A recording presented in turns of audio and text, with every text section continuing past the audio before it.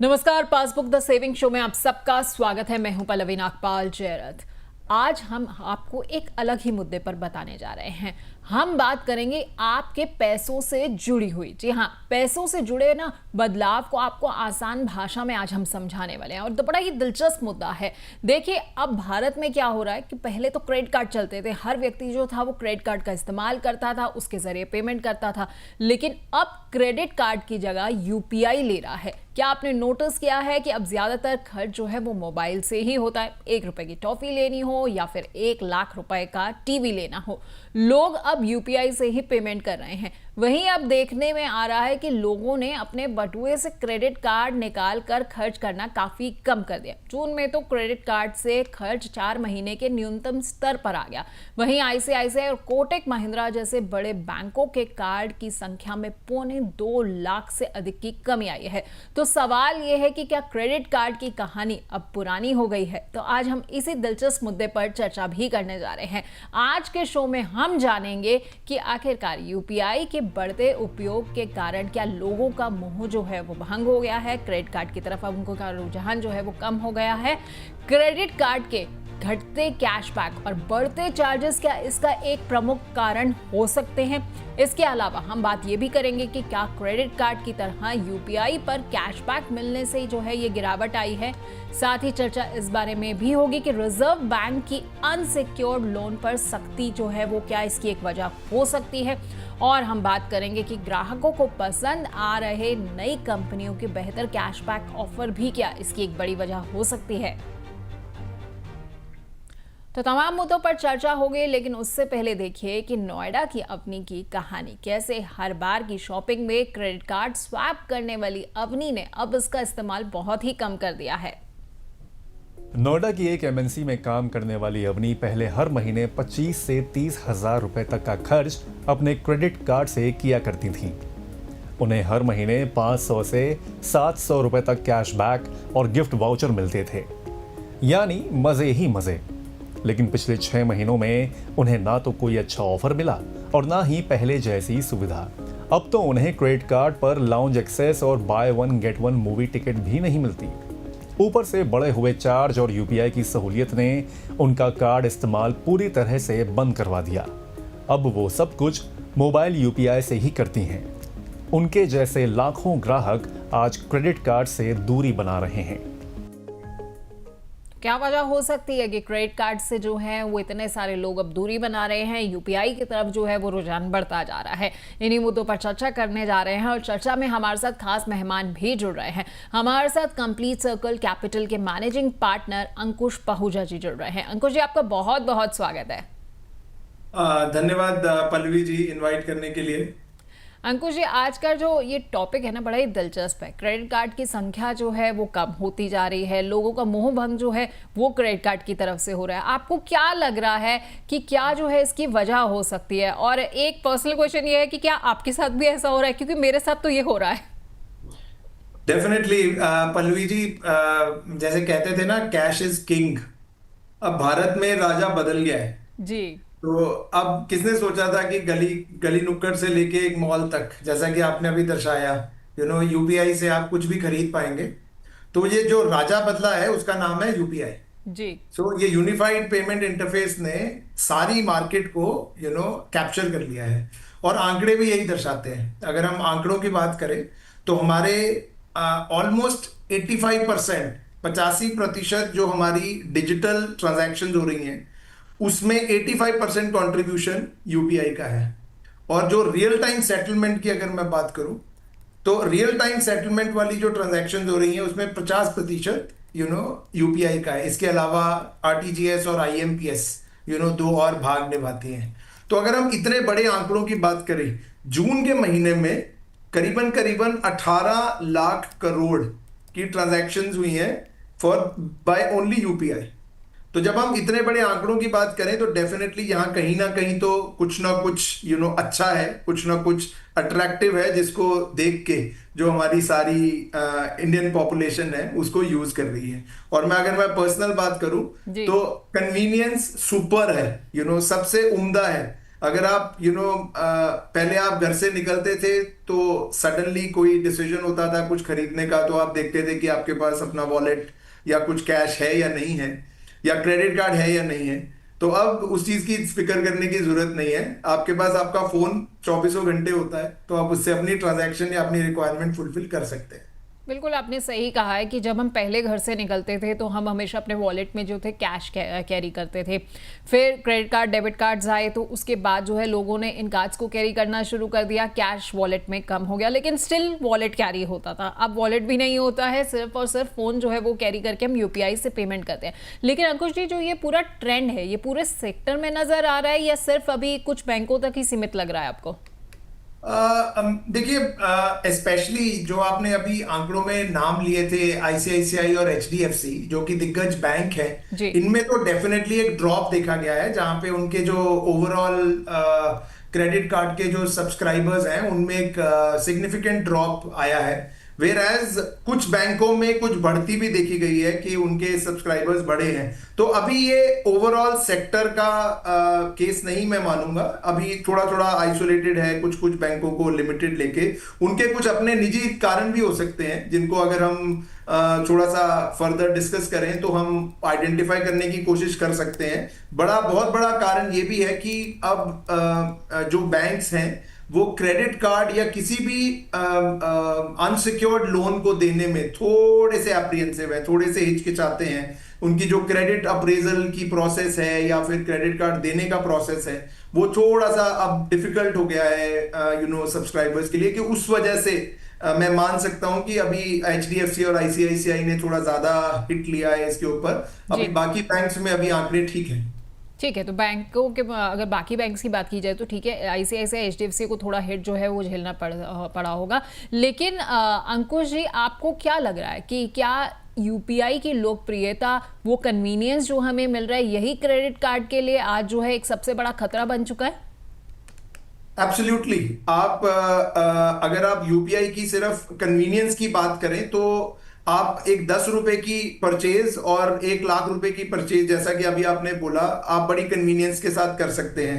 इसमें मैंने अपनी जो लिस्ट बनाई तो मैंने उस लिस्ट में थोड़ा सा ज्यादा दिमाग लगा के मैंने अंडरस्टैंडिंग बनाई कि सबसे पहले तो ये फ्री ऑफ कॉस्ट ट्रांजैक्शन है। यूपीआई की फ्री ऑफ कॉस्ट ट्रांजैक्शन है, आपके पास इसको देने के लिए, इसको करने के लिए आपने कोई खर्चा नहीं करना है। सेकेंडली, आपको फ्लेक्सिबिलिटी है कि आप अपने फोन से इसको इस पेमेंट को कर सकते हैं। थर्डली, ये आपकी बजटिंग प्रोसेस में भी बहुत हेल्प करता है। जैसे मैं कहूंगा कि आपको मालूम रहेगा कि आपके बैंक अकाउंट में कितना पैसा है, तो आप अपने पैसे को उतना ही यूज करेंगे, आप ओवर द बोर्ड नहीं जाएंगे। क्रेडिट कार्ड में अमूमन ये चीज देखी गई है कि आप 10 रुपए या 100 रुपए खर्चना चाहते हैं और आप 500 रुपए खर्च देते हैं। उसके बाद आप स्मॉल टिकट ट्रांजैक्शन बड़ी इजीली कर सकते हैं। और इसको मैंने फर्दर एक चीज को और अंडरस्टैंड किया कि अगर हम यूजर की बात करें तो हमने ये पॉइंट्स की बात कर ली है। अगर हम मर्चेंट की बात करें तो क्या चीज मोर कन्वीनियंट है मर्चेंट्स के लिए? तो मर्चेंट्स के लिए भी यूपीआई ज्यादा कन्वीनियंट है, बिकॉज उसके अंदर ना हार्डवेयर का झंझट है, ना उसमें जो कॉस्ट होती है क्रेडिट कार्ड पे यूज करने की उसका झंझट है। तो यूपीआई दोनों के लिए, चाहे वो यूजर हो चाहे वो मर्चेंट हो, दोनों के लिए फ्लेक्सिबल है। तो दैट इज व्हाई यूपीआई एक फर्स्ट चॉइस बनती है और इसकी पुरजोर डिमांड भी है। ठीक है, आपने बहुत सही जो है सारे पॉइंट्स बहुत अच्छे से बताए हैं। यूपीआई फ्री ऑफ कॉस्ट है, फ़ोन से पेमेंट करने में हमें आसानी रहती है, मर्चेंट्स को भी बहुत आसानी लगती है क्योंकि उनके बैंक अकाउंट में सीधा का सीधा उसी टाइम ट्रांजैक्शन भी हो जाता है, पैसे भी आ जाते हैं। क्रेडिट कार्ड पे जिस तरीके के चार्जेस उन्हें पे करने पड़ते थे वो अब उन्हें पे नहीं करने पड़ रहे हैं। लेकिन एक बड़ा फैक्टर ये भी है अंकुश जी, जैसे आप अभी जिक्र भी कर रहे थे बजटिंग का। पहले क्या होता था कि हम क्रेडिट कार्ड से जब स्पेंड करते थे, अगर किसी व्यक्ति ने कुछ भी खरीदना है तो लिमिट होती थी, चूंकि क्रेडिट कार्ड में 1 लाख की 2 लाख की है तो हम कई बार बजट से आगे बढ़ जाते थे, हम ज़्यादा स्पेंड कर लेते। यूपीआई में हम उतना ही खर्चा कर रहे हैं जितना मेरे बैंक जो है मुझे उस टाइम मेरे अकाउंट में पैसे पड़े हुए हैं और जितना मेरी जो है पॉकेट मुझे अलाउ कर रही है। उसके अलावा एक बड़ा फैक्टर मुझे ये भी लगता है कि कहीं ना कहीं अब हमारे लिए बजट बनाना जो है वो काफ़ी आसान हो गया है कि भाई मेरी ईएमआई भी उसी से आराम से निकल जाएगी, या अगर मुझे किसी को रेंट भी पे करना है तो मैं चुपचाप यूपीआई से कर दूंगी और सब कुछ सॉर्टेड हो जाएगा। तो क्या एक ये बड़ी वजह लग रही है कि भाई लोग अब जो है सावधानी से खर्चा कर रहे हैं? और सबसे एक और चीज़ है कि ईएमआईज वाला जो है वो ऑप्शन हमें क्रेडिट कार्ड में मिलता था तो एक ईएमआई बन जाती थी, इसमें ये ऑप्शन भी नहीं है।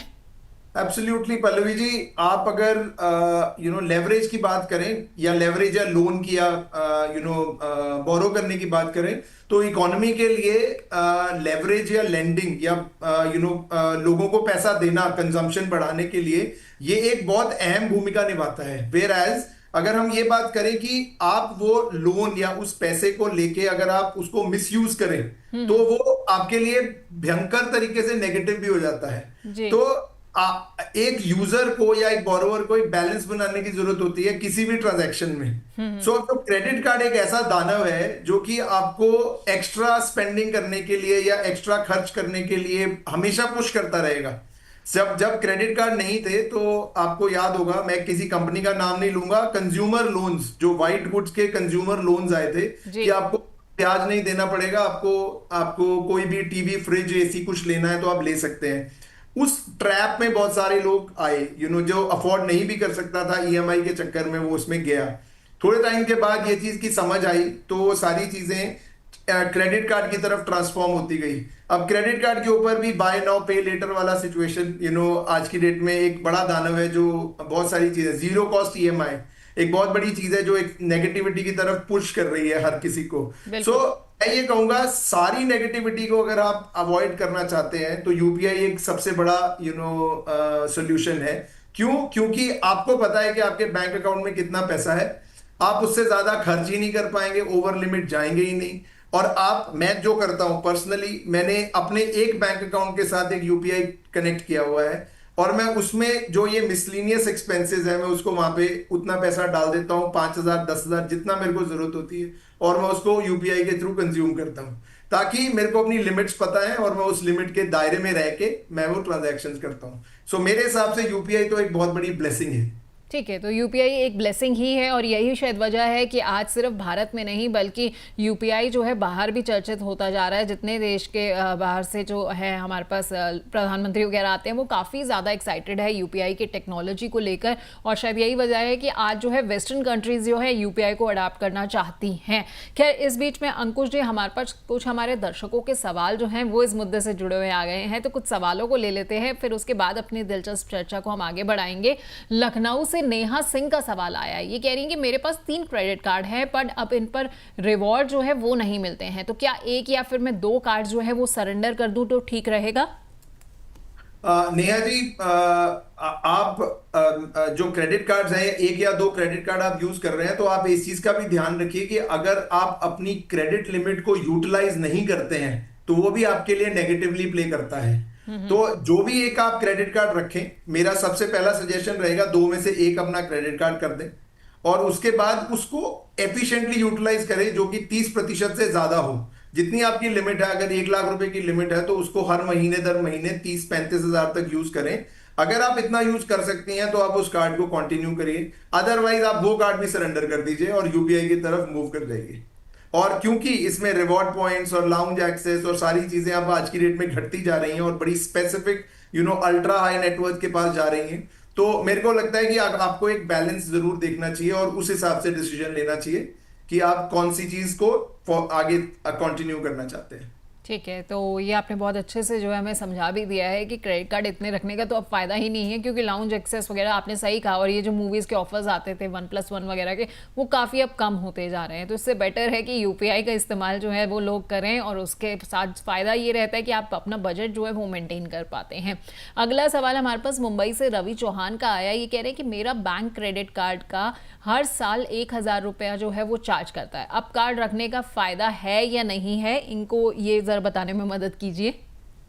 रवि चौहान जी, देखिए, जैसे कि आप बता रहे हैं कि 1,000 रुपए का चार्ज लग रहा है, ये क्लियरली इंडिकेट कर रहा है कि आप अपने क्रेडिट कार्ड को अंडर यूटिलाइज कर रहे हैं, क्योंकि हर बैंक आपको ये प्रोविजन देता है कि आप एक पर्टिकुलर अमाउंट से ज्यादा अगर खर्चा करते हैं अपने क्रेडिट कार्ड के ऊपर तो आपको उसकी फीस की माफी मिल जाती है।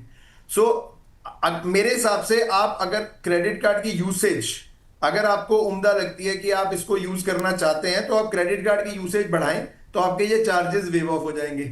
और दूसरी बात है कि अगर आप अपनी ट्रांजैक्शन यूपीआई की तरफ शिफ्ट कर रहे हैं तो कंप्लीटली इसको जीरो मत करिए। इस क्रेडिट कार्ड को एक ना एक क्रेडिट कार्ड तो आपके पास होना चाहिए, क्योंकि कहीं ना कहीं इमरजेंसी के टाइम पे आपके पास इसकी रिक्वायरमेंट आ सकती है।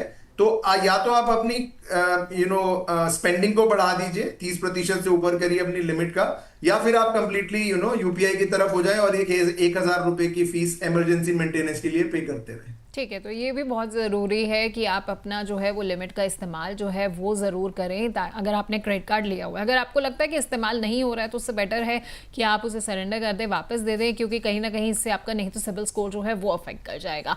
अगला सवाल भोपाल से नवनीत गुप्ता का है। ये कह रहे हैं कि यूपीआई से लोन की सुविधा क्या वाकई क्रेडिट कार्ड जितनी भरोसेमंद है?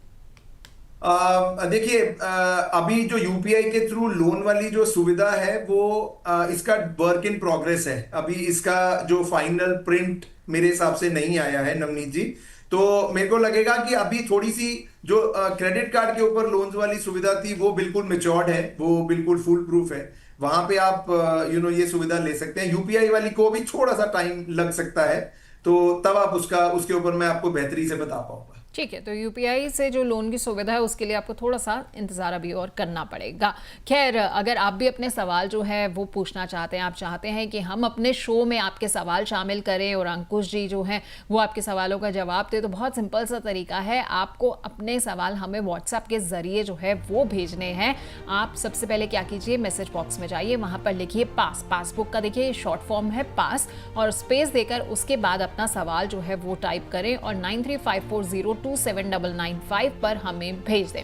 इसके अलावा YouTube में जहां पर हमारा शो है उसके लिंक के नीचे जो है आप अपने सवाल हमें भेज सकते हैं कमेंट सेक्शन में टाइप करके। हम वहां से भी आपके सवाल पिक करेंगे, या फिर आप फेसबुक और एक्स के जरिए भी अपने सवाल जो है वो भेज सकते हैं। अंकुश जी, मैं आपके पास वापस लौटूंगी, लेकिन इस बीच में मेरे साथ मेरे सहयोगी अभिषेक गुप्ता जुड़ रहे हैं। अभिषेक के पास चलते हैं और जानते हैं कि जून में क्रेडिट कार्ड इंडस्ट्री को लेकर रिजर्व बैंक के आंकड़े क्या बता रहे हैं और किन बैंकों ने सबसे अधिक ग्राहक खोए हैं। Thank you Pallavi. Credit card की यूसेज और जो डिमांड है वो लगातार बढ़ती जा रही है, लेकिन कई सारे ऐसे बैंक्स हैं जिनमें credit cards month on month basis पे कम हुए हैं। ऐसे कौन से बैंक्स हैं जिनमें क्रेडिट कार्ड्स बढ़े हैं और ऐसे कौन से बैंक हैं जिनमें क्रेडिट कार्ड कम हुए हैं? चलिए एक एक करके आपको समझाने की कोशिश करते हैं। तो यहाँ पर देख सकते हैं कि HDFC बैंक देश का सबसे बड़ा प्राइवेट बैंक है और यहाँ पर मई 2025 में 2,42,00,000 से ज़्यादा क्रेडिट कार्ड थे, जो कि जून 2025 में बढ़कर 2,44,00,000 हो गए, यानी कि सीधा 2 लाख से ज़्यादा का यहाँ पर एक तरह से यहाँ पर ग्रोथ देखने को मिल रही है। फेडरल बैंक की अगर बात करें तो यहाँ पर 12,62,000 के आसपास से ज़्यादा एक तरह से मई 2025 में क्रेडिट कार्ड थे, जो कि बढ़कर 13,54,000 के आसपास पहुंच गए, यानी कि 92,000 से ज़्यादा की जून में एक तरह से एडिशन हुए हैं क्रेडिट कार्ड्स की। अगर बात करें SBI की बात करें, यानी कि देश का सबसे बड़ा सरकारी बैंक, यहाँ पर भी 2,11,00,000 क्रेडिट कार्ड थे मई 2025 में, जो कि बढ़कर जून में 2,11,92,000 हो गए। यहाँ पर भी एक तरह से ग्रोथ देखने को मिली है, जैसे कि आप स्क्रीन पर देख सकते हैं। IDFC फर्स्ट बैंक की अगर बात करें तो यहाँ पर भी एक तरह से ग्रोथ देखने को मिली है। 70,000 से ज़्यादा एक तरह से यहाँ पर क्रेडिट कार्ड्स बढ़े हैं। अब यहाँ पर बात करते हैं कुछ ऐसे बैंक की जहाँ पर क्रेडिट कार्ड जो हैं वो यहाँ पर एक तरह से मंथ ऑन मंथ बेसिस पे कम हुए हैं। इंडसइंड बैंक में मई में 31 लाख से ज़्यादा क्रेडिट कार्ड से, जो कि 31,88,000 हो गए हैं, यानी कि कम हुए हैं। 461 क्रेडिट कार्ड जो हैं वो यहाँ पर एक तरह से कम हुए हैं। दूसरे और भी कई सारे बैंक हैं जहाँ पर हम लोग आपको स्क्रीन पर दिखाते हैं। तो एक्सिस बैंक यहाँ पर सामने आता है। यहाँ पर आप देख सकते हैं कि मई 2025 में 1,50,00,000 से ज़्यादा क्रेडिट कार्ड्स थे इनके।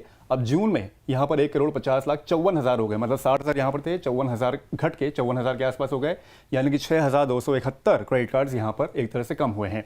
RBL बैंक की अगर बात करें तो 47,35,000 क्रेडिट कार्ड्स मई के महीने में थे। यहाँ पर भी एक तरह से 47,000 की कमी यहाँ पर देखने को मिली है मंथ ऑन मंथ बेसिस पे। कोटक महिंद्रा बैंक की अगर बात करें तो यहाँ पर भी आप देख सकते हैं कि 2,86,000 क्रेडिट कार्ड्स यहाँ पर एक तरह से जून में कम हुए हैं, यानी कि इतने क्रेडिट कार्ड्स एक तरह से वापस किए गए या फिर एक तरह से कम हुए हैं। और लास्ट में है ICICI बैंक। यहाँ पर भी आप देख सकते हैं कि करीब 2,87,000 क्रेडिट कार्ड्स यहाँ पर भी मंथ ऑन मंथ बेसिस पे कमी देखने को मिली है। तो ये हैं कुछ बैंक जिनके क्रेडिट कार्ड्स, कुछ बैंक के क्रेडिट कार्ड्स बढ़े हैं मंथ ऑन मंथ बेसिस पे, वहीं कुछ बैंक के क्रेडिट कार्ड जो हैं वो घटे हैं मंथ ऑन मंथ बेसिस पे। Over to you Pallavi. बहुत बहुत शुक्रिया अभिषेक आपका इस तमाम जानकारी के लिए। वापस अंकुश जी के पास चलते हैं। अंकुश जी, क्या बैंकों के क्रेडिट लिमिट और अप्रूवल प्रोसेस को टाइट करने का ये सब जो है असर दिख रहा है? देखिए, डेफिनेटली कोई भी बैंक ये नहीं चाहेगा कि वो एक unsecured loan without proper credit appraisal दे। सो डेफिनेटली बैंक भी यही चाहता है कि उसके पास एक गुड क्वालिटी बोरोवर आए और उसकी रीपेमेंट और पेमेंट रीपेमेंट कैपेसिटी और रीपेमेंट ट्रैक रिकॉर्ड अच्छा रहे। सो डेफिनेटली क्रेडिट कार्ड में जो आंकड़ों में जो फर्क दिखाई दिया है वो लार्जली इस चीज को दर्शाता है कि बैंक आज की डेट में अपनी क्रेडिट अप्रेजल्स को स्ट्रिंजेंट कर रहे हैं, और हो सकता है कि आने वाले टाइम में ये क्रेडिट कार्ड एक ऐसी ऑफरिंग रहे जो सिर्फ अल्ट्रा हाई नेटवर्थ इंडिविजुअल्स या हाई नेटवर्थ इंडिविजुअल्स तक रहे। अच्छा, ये क्रेडिट कार्ड के साथ पहले तो जब शुरू में क्रेडिट कार्ड लॉन्च हुए थे, बड़े सारे कैशबैक्स होते थे, रिवॉर्ड पॉइंट्स बहुत सारे होते थे, लाउंज के एक्सेस जो थे बहुत ज़्यादा दिए जाते थे। अब वो सब चीज़ें जो हैं वो धीरे धीरे हटती जा रही हैं, तो कहीं ना कहीं उसका भी असर हो सकता है क्या? देखिए, ट्रेंड ये दर्शाता है कि जो बड़े बैंक हैं, दिग्गज बैंक हैं, एचडीएफसी, आईसीआईसीआई, उनके प्रीमियम कार्ड्स के ऊपर अभी भी सारी फैसिलिटीज और सर्विसेज एज इट इज हैं। और जो उनके रिटेल कार्ड्स थे, मैं रिटेल को ये कहूंगा, जो छोटे कार्ड थे, जो कम फीस वाले कार्ड्स थे, उनके ऊपर सर्विसेज काफी हद तक विड्रॉ कर ली गई हैं। वेयर जो आज की डेट में स्टार्टअप बैंक्स हैं, जो नए बैंक्स हैं, जो आज बिजनेस के लिए अभी लॉन्च हुए हैं, लाइक आईडीएफसी फर्स्ट बैंक या फेडरल बैंक, इनकी फैसिलिटीज अभी भी पुरजोर हैं। इनकी फैसिलिटीज अभी भी सिमिलर नेचर पे प्रोवाइड करी जाती हैं, जो कि आपको लाउंज एक्सेस और कैशबैक्स की फैसिलिटीज आपको एफिशिएंटली दी जाती हैं। आप देखिएगा ना कि लाउंज एक्सेस दिल्ली एयरपोर्ट के ऊपर आप देखिए तो लाउंज में बहुत लंबी लंबी कतारें लगी होती हैं और आपको जगह ही नहीं मिलती है लाउंज में। सो फैसिलिटीज कहीं ना कहीं है, आपकी चॉइस ऑफ कार्ड पे भी बहुत डिपेंड करता है। और प्लस, जैसे मैं एक एग्जांपल लूंगा, एचडीएफसी का एक क्रेडिट कार्ड है कॉल्ड इन्फीनिया। उसको बनाने के लिए आपको मिनिमम 60 lakhs की आईटीआर चाहिए। ओके। तो अब वो, और उसके अंदर ऐसे बेनिफिट्स हैं कि आप ज्यादा से ज्यादा 15% का भी कैशबैक ले सकते हैं। सो तो फैसिलिटीज हैं, बट वो थोड़ी सी डिस्ट्रीब्यूट हो गई हैं ऑन दी प्रीमियम सेगमेंट। ठीक है, तो प्रीमियम सेगमेंट की तरफ जो है वो फैसिलिटीज़ जा रही हैं, और कहीं ना कहीं इसकी मार जो है वो आम आदमी झेल रहा है कि अब क्रेडिट कार्ड में जो है आपको कम ऑफर्स, कम कैशबैक्स जो हैं वो मिलते हैं, और शायद यही वजह है कि एक मोहभंग की जो है स्थिति वो आज उत्पन्न हो चुकी है। और अंकुश जी, यूपीआई में एक ये भी फ़ायदा रहता है कि इंस्टेंट पेमेंट हो जाती है, एक बहुत बड़ी जो है ये हमारे लिए सुविधा है। कहीं ना कहीं ये भी एक वजह है क्रेडिट कार्ड जो है पीछे होता जा रहा है, पछाड़ रही है उसको। एब्सोल्युटली, ये दोनों के लिए, चाहे वो यूजर हो चाहे वो मर्चेंट हो, दोनों के लिए ये बहुत बहुत ही एक ब्लेसिंग है। अगर मैं बात करूंगा यूजर की, तो उसके बजटिंग में कंट्रोल है। अगर मैं मर्चेंट की बात करूंगा, उसको जीरो कॉस्ट के ऊपर पैसा मिल जाता है, और उसकी सेटलमेंट भी रियल टाइम है। अगर क्रेडिट कार्ड की हम बात करें तो क्रेडिट कार्ड की सेटलमेंट डे एंड पे होती है, या फिर आपको वो बैच क्लोज करना पड़ता है, तब आपको उसका पैसा मिलता है। उसके ऊपर कॉस्ट लगती है 1.5 से 3%। जो मैंने देखा है, क्योंकि मैं एक एक्स बैंकर हूं, तो हमने क्रेडिट कार्ड की बहुत सारी मशीन्स मर्चेंट्स को दी हैं। तो 1 से लेके 3% का हम खर्चा चार्ज करते थे मर्चेंट से। और उसके बाद हार्डवेयर की कॉस्ट जो मर्चेंट्स को लगती है 10 से 15 हजार रुपए, और मंथली रेंटल होता है उस हार्डवेयर का, जो मशीन लगती है जिसके ऊपर हम क्रेडिट कार्ड स्वाइप करते हैं। सो ये सारी चीजों को अगर हम देखें ओवरऑल सेंस में, चाहे वो यूजर हो चाहे वो मर्चेंट हो, दोनों के लिए this is a big blessing. किसी को खर्चा नहीं है, फ्लेक्सिबिलिटी पूरी है, रियल टाइम सेटलमेंट है, तो इससे बेहतर और क्या चाहिए। और अगर मैं आंकड़ों की और बात करूं तो 2016 में यूपीआई इंडिया ने पायनियर किया था, हमारे देश ने, भारत ने इंट्रोड्यूस किया था। अब देखिए कितने देश उस चीज को फॉलो कर रहे हैं, countries like Singapore, Bhutan, Nepal, बहुत सारी कंट्रीज हैं, even France for that matter, और भी बहुत सारी कंट्रीज हैं जो इस टेक्नोलॉजी को फॉलो कर रही है। बिल्कुल, आपने सही कहा। We should be proud of it कि हमें जो है इस वक्त जो है बहुत गर्व महसूस होता है कि हम देखते हैं कि भारत की एक फाइंडिंग थी यूपीआई, जो 2016 में, जैसा कि अंकुश जी ने बताया, कि लॉन्च हुआ, और उसके बाद कितनी सारे देशों ने उसे जो है अडेप्ट करना शुरू कर दिया है। यहाँ तक कि आप ट्रैवल ब्लॉगर्स का अगर व्लॉग्स वगैरह देखेंगे तो उसमें भी आप वो देखेंगे कि वो कहते हैं कि जब आप भारत पहुँचे तो सबसे पहले जो है आप एक यूपीआई का ऐप जो है वो डाउनलोड कर लें, उससे अपना बैंक अकाउंट लिंक कर दें, ताकि अगर आप चाय भी पी रहे हैं या आप कहीं पर बाहर भी खाना खा रहे हैं, चाहे आप स्ट्रीट फूड को भी इंजॉय कर रहे हैं, तो आप पेमेंट जो है वो बहुत आसानी से कर पाएंगे। खैर अंकुश जी, इस बीच में हमारे पास हमारे कुछ और दर्शकों के सवाल जो है वो आ गए हैं, तो कुछ और सवाल भी ले लेते हैं। जयपुर से संजय मिश्रा का सवाल आया है, ये कह रहे हैं कि अगर मैं क्रेडिट कार्ड को बंद कर दूं तो क्या मेरे क्रेडिट स्कोर पर जो है वो असर पड़ेगा? देखिए, कुछ हद तक किसी भी क्रेडिट कार्ड को बंद करना एक नेगेटिव पॉइंट है। ये कुछ हद तक आपके सिबिल स्कोर को इम्पैक्ट कर सकता है, लेकिन जहां तक मेरे को नॉलेज है इस बात की, इसकी रिकवरी भी क्विक है। So just for a reason कि आप क्रेडिट कार्ड बंद करना चाहते हैं, आप बंद मत करिए। एक क्रेडिट कार्ड तो आपको इन ऑल प्रैक्टिकल पर्पसेस आपके पास होना भी चाहिए, क्योंकि कभी इमरजेंसी आ जाती है तो आप वो क्रेडिट कार्ड को यूज कर सकते हैं। कभी पैसा नहीं होता है बैंक अकाउंट में या आने वाला होता है, तो अगर एक क्रेडिट कार्ड है तो मत बंद करिए। डेफिनेटली कुछ इम्पैक्ट तो आता है सिबिल स्कोर के ऊपर। ठीक है, थोड़ा बहुत इम्पैक्ट होता है, लेकिन उसकी रिकवरी जैसा कि अंकुश जी ने बताया इजी रहती है। दिल्ली से पूनम मेहरा का सवाल है, ये कह रही है कि मैं अपने अधिकतर भुगतान यूपीआई से ही करती हूँ, लेकिन यूपीआई पेमेंट पर अभी भी लिमिट है, तो ऐसे में कार्ड को सरेंडर करना चाहिए या नहीं? लिमिट है, लेकिन डिपेंड करता है कि आप कितना उस चीज को आपका खर्च कितना है। तो आप मल्टीपल बैंक अकाउंट्स के थ्रू ऑपरेट कर सकते हैं, या फिर आप भीम ऐप को यूज करें, गूगल पे और मल्टीपल बहुत सारे ऐप्स हैं, तो वो लिमिट तो आई थिंक आप मैनेज कर सकते हो। इतना बहुत ज्यादा रिस्ट्रिक्टिव नहीं है वो चीज। ठीक है, तो बहुत ज़्यादा टेंशन की बात जो है वो नहीं है। पटना से हर्षित राय का सवाल है, ये कह रहे हैं कि क्या कार्ड से सिर्फ बड़े खर्चों के लिए अगर उसका इस्तेमाल किया जाए तो क्या सही रहेगा? एब्सोल्युटली। देखिए, जैसा कि अभी मैंने डिस्कशन में बोला, मैं किसी प्रोडक्ट को मार्केट नहीं कर रहा हूं, लेकिन एचडीएफसी का जो इन्फिनिया कार्ड मैंने बोला, वो पर्टिकुलर प्रोडक्ट आपको बड़े खर्चों पे 3.5% के रिवॉर्ड पॉइंट्स देता है, जो कि इक्वल टू रुपीज होते हैं। सो अगर आप कोई बड़ा खर्चा कर रहे हैं और आपको 3.5 या 3 या 3.25% का कैशबैक मिल रहा है, जो कि आप ट्रैवल के लिए या शॉपिंग के लिए यूज कर सकते हैं, तो व्हाई नॉट। फिर आप क्यों उस तरफ जाएंगे? आप डेफिनेटली अपना क्रेडिट कार्ड यूज करिए।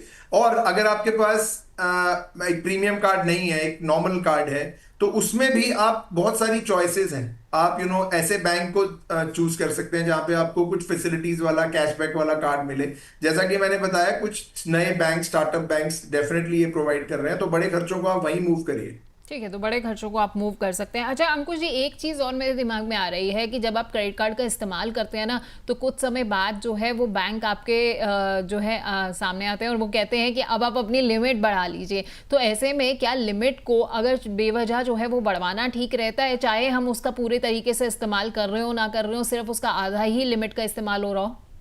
हाँ, देखिए, अगर आप 30% से ज्यादा यूटिलाइज कर रहे हैं लिमिट को, तो आप डेफिनेटली बढ़ाएं। तो अगर आपकी 1 लाख की लिमिट है और 30,000 रुपए तक का आप खर्चा कर रहे हैं month on month, there is no problem. अगर आप वही चीज आप 5,000 रुपए का खर्चा कर रहे हैं, तो आपकी वो क्रेडिट यूटिलाइजेशन में अंडर आ जाएगा और आपके सिविल स्कोर को इम्पैक्ट करेगा। सो आपको एक बहुत स्मार्ट बोरोवर होने की जरूरत है। और आपके पिछले सवाल के ऊपर मैं दोबारा से आऊंगा, जो आपने मेरे से पूछा था, जो बड़े खर्चों के लिए आपको क्रेडिट रोल ओवर भी मिलता है, credit period, sorry roll over नहीं, क्रेडिट पीरियड मिलता है, जो कि 50 दिन का होता है।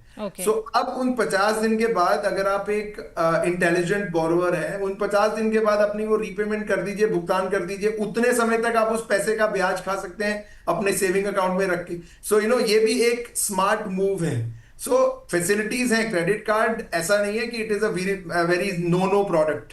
वो बहुत अच्छा प्रोडक्ट है अगर आप उसको बहुत एफिशिएंटली यूज करें। लेकिन हाँ, जो आपके रोजमर्रा के खर्चे हैं वो आप यूपीआई के थ्रू करिए, क्योंकि छोटी टिकट, बड़ी टिकट, उसमें कोई प्रॉब्लम नहीं है, आप कर सकते हैं। ठीक है, तो यूपीआई से जो है आप रोजमर्रा के खर्चे कर सकते हैं। क्रेडिट कार्ड का इस्तेमाल जो है वो आप बड़े बड़े खर्चों के लिए यूज कर सकते हैं क्रेडिट कार्ड को। लेकिन क्या ईएमआई और बाय नाउ पे लेटर जैसे जो यूपीआई के फीचर्स हैं वो कहीं ना कहीं कार्ड की जगह ले रहे हैं? डेफिनेटली ये एक बहुत बड़ा डिस्ट्रक्टर है। मैं बोलूंगा कि जो zero cost, no cost EMI थी, उसको बाय नाउ पे लेटर वाला जो एक नॉमेनक्लेचर है वो कवर अप कर रहा है। तो डेफिनेटली ये चीज एक ब्लेसिंग है, और इसके ऊपर आई एम श्योर गवर्नमेंट और अदर फाइनेंशियल इंस्टीट्यूशन भी बहुत ज्यादा काम कर रहे हैं, ताकि वो इसको इम्प्रोवाइज कर सकें और इसमें बेहतर से बेहतर सुविधा प्रोवाइड कर सकें यूजर्स को। तो ये एक बड़ा डिस्ट्रप्टर है, जैसे कि यूपीआई था, आने वाले टाइम में ये भी एक डिस्ट्रप्टर रहेगा। और जैसा कि मैंने कहा, जो लेवरेज है ये एक ब्लेसिंग होती है किसी भी इकोनॉमी के लिए। अगर आप इकोनॉमी में पॉपुलेशन को लोन देंगे, तो वो अगर अक्लमंदी से उसको यूटिलाइज करेंगे, तो कंजम्पशन इंक्रीज होती है। कंजम्पशन इंक्रीज होती है तो देश में प्रॉस्पेरिटी बढ़ती है, ओवरऑल जीडीपी इंक्रीज होती है। सो ये एक साइकिल है। तो मैं ये कहूंगा, चाहे इसकी शुरुआत बाय नाउ पे लेटर से हो रही है, तो व्हाई नॉट, इट्स वेलकम। ठीक है, तो कहीं ना कहीं जो है उससे हमारी इकोनॉमी को भी फायदा हो रहा है, और भारत की एक इतनी बड़ी फाइंडिंग है यूपीआई, जिसको हम जो है पूरे विश्व में आज प्रचार कर रहे हैं, और उसमें हमारा देश जो है अग्रणी भी बना हुआ है। लेकिन आपको ये लगता है कि ये जो ट्रेंड है आगे भी जारी रहेगा, या फिर वापस जो है हम क्रेडिट कार्ड की तरफ रुख कर सकते हैं? बहुत पल्लवी जी, बहुत यूजर डिपेंडेंट है ये चीज। आई थिंक दोनों प्रोडक्ट्स अपनी अपनी जगह पे एक अहम भूमिका निभा रहे हैं।